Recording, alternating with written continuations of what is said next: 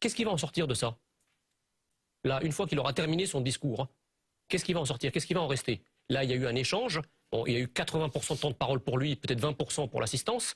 Concrètement, quel est le rendu opérationnel? Lui qui aime bien parler de la Startup Nation et qui parle toujours en termes d'efficacité, quel est le rendu de l'opération? On est dans la phase d'échange jusqu'au 15 mars. Oui, mais d'accord, mais est-ce qu'il y a quelqu'un qui prend des notes? Est-ce qu'il y a quelqu'un qui écrit quelque chose? Quelle trace ça va laisser, ça?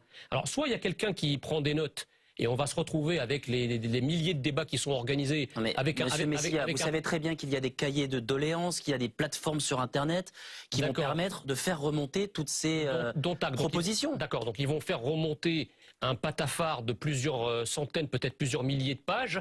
Et donc, qu'est-ce qu'ils envisagent? Pourquoi ne pas laisser sa chance? Quoi, de créer un ministère? Pourquoi ne pas laisser sa chance au débat? Peut-être que des solutions intéressantes vont en sortir. Peut-être, mais pourquoi ne pas laisser la chance à l'élection?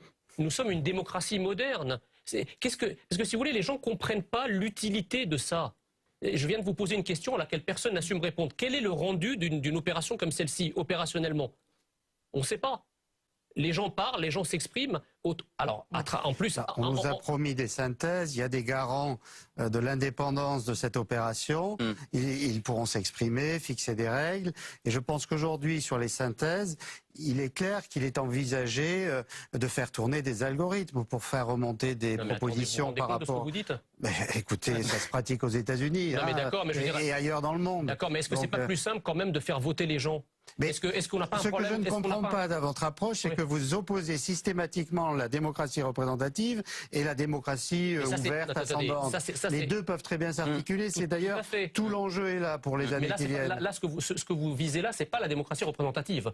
Ça, c'est un artefact qui a été créé. Non, ça c'est de la démocratie émergente, on va dire, ce genre de nouvelles formes. Ce genre de démocratie là auquel on assiste aujourd'hui, ça s'est pratiqué quand exactement dans l'histoire de France, récente ou ancienne?